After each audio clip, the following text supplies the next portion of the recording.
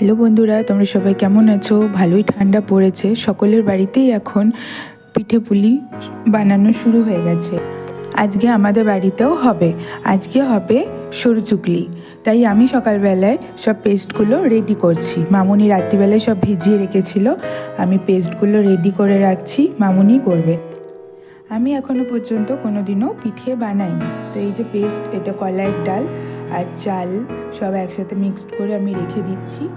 মামুনি এসে ভালো করে আর একটু ফেটিয়ে নিয়ে তারপরে মামুনি বানাবে।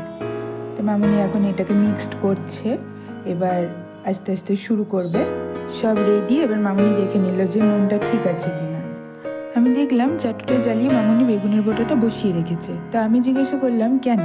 মামুনি তখন বললো যে তাহলে বেগুনের বোঁটাটা নরম হবে, নাহলে এমনি সময় শক্ত থাকে, তখন নরম হলে ওটাকে তেলটা দিতে সুবিধা হবে। তাল পাতা 15 বছরের তাল পাতা ধুই আর রাখি। শহর বাজারের ব্যাপার তো, তাল পাতা তো পাওয়া যায় না। হ্যাঁ, গ্রাম থেকে নানা, আমার বাপের বাড়ি থেকে নানা, ওই জন্য রেখে দিয়েছি যে পাবো না। আর তাল পাতাতেই ভালো সরু চুগলি টানা যায়। এই যে আমি নিয়ে এসেছি ঝোলা গুড়।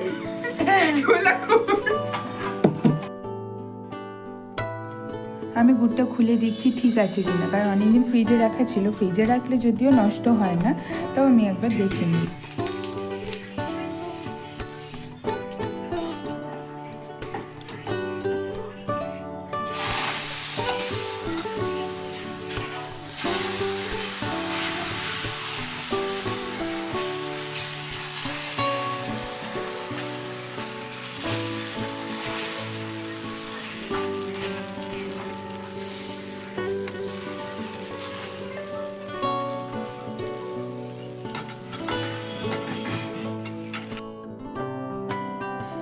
বিয়ের আগে পর্যন্ত মাই বানাতো, আমি কোনোদিনও নিজের হাতে বানাইনি। মায়ের হাতে হাতে পুলি পাকিয়ে দিতাম, কিন্তু তৈরি কোনোদিনও করিনি। তাই সকালবেলা থেকে ইচ্ছা হচ্ছিল যখন পেস্টটা করছিলাম যে আমিও নিজের হাতে একটু করব। কারণ নিজেকেও তো শিখতে হবে, বয়সটাও তো কম হলো না। যদি সারা জীবন খেয়েই যাই তো নিজে শিখবোটা কবে। তাই মনে হলো আজকে আমিও একটু করব নিজের হাতে।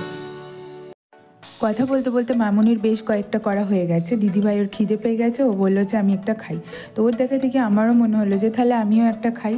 তো আমিও রেডি করছি থালা, পাটিসাপটা নেব, আর এদিকে ঝোলা গুড়, গরম গরম পাটিসাপটা, আহা কি লাগে খেতে।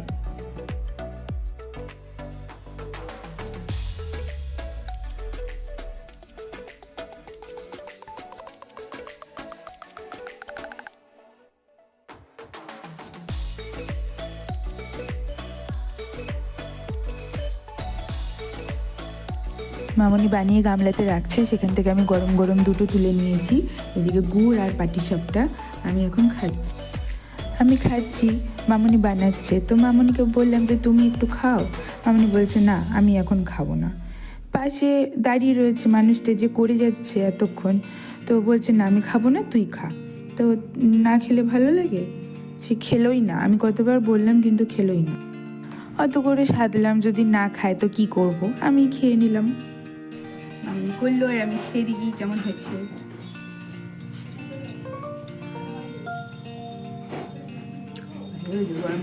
গরম গরম সরু চুকলি আর গুড়, ভালোই হয়েছে, দারুণ লাগছে।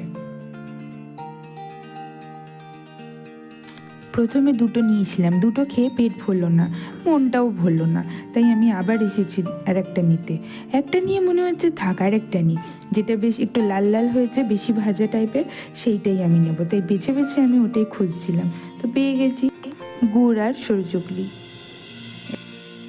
নতুন জায়গায় যাব, ওই জন্য একটু তাড়াতাড়ি করছি সবাই মিলে। হ্যাঁ, আমার বড় বৌমাকে বললাম তুই একটা বটি নিয়ে শাকটা কাটতে দেরি হয়। আর ছোট বৌমাকে বললাম তুই আর এক জায়গায় বসে হ্যাঁ রুটির তরকারিটা ওই একটু করে দে তাড়াতাড়ি করে। হ্যাঁ হ্যাঁ হয়ে গেছে ব্যাপার। ওই যে আমার দিদিভাই ওখানে শাক কাটছে, দেখি না বলা ভুল হবে, দেখি না খা, হাতে দাও। আমাদের বৌদিকে বলা হচ্ছে যে তুমি বসে দুটো খেয়ে যাও, শুধু বলবে হাতে দাও। তাই মামনি বলছে তুই খা।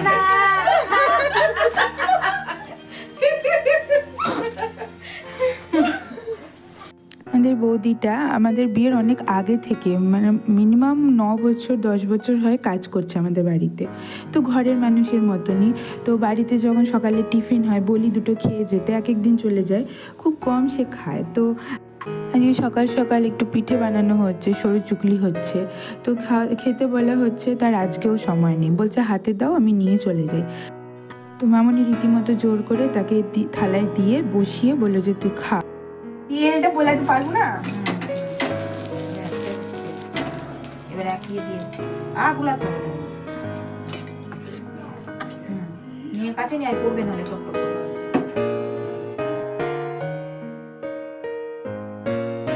আমি এর আগে কোনোদিনও করিনি, তাই মামনি পাশে দাঁড়িয়ে থেকে আমাকে শিখিয়ে দিচ্ছে, যাকে বলে হাতে খড়ি, যারা হাত ধরে শিখিয়ে দিচ্ছে যে কিভাবে করব। গোলা রুটি করেছি মায়ের দেখা দেখি বাড়িতে, গোলা রুটি করি, কিন্তু সরু চুকলি তো করিনি, কিভাবে টানবো একই প্রসেস, তাহলেও সে বলে দিচ্ছে শিক্ষিকার মতন পাশে দাঁড়িয়ে থেকে হাতে ধরে বলে দিচ্ছে। তো ভালোই, বেশ প্রথমে একটা করলাম, এটা খুব একটা ভালো হয়নি। এইটা হয়ে যাওয়ার পরে আরেকবার করব।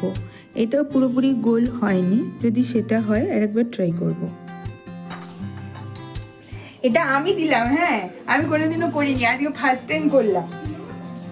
তাহলে এরকম তো হবেই, শাশুড়ি মায়ের মতন কি আর ভালো হবে?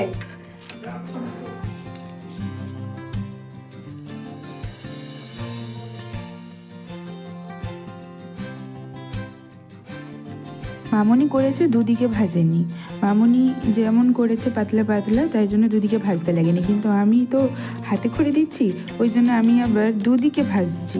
মামনি বলছে ভাজতে হয় না দুদিকে, কিন্তু আমি ভাজবই, কারণ আমার মনে হচ্ছে মোটে মোটে রয়েছে, ভেতরটা যদি কাদা কাদা থেকে যায়, ওই জন্য আমি আবার দুদিকে ভাজছি।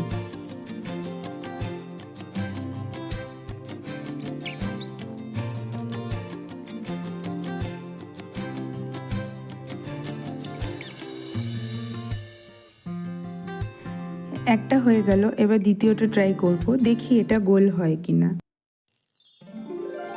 এটা করতে করতে আমি আবার আলু চচ্চড়ির জন্য আলু কাটছিলাম, কারণ এটা হবে কিছুটা এখন খাওয়া হবে, কিছুটা রাতে খাওয়া হবে।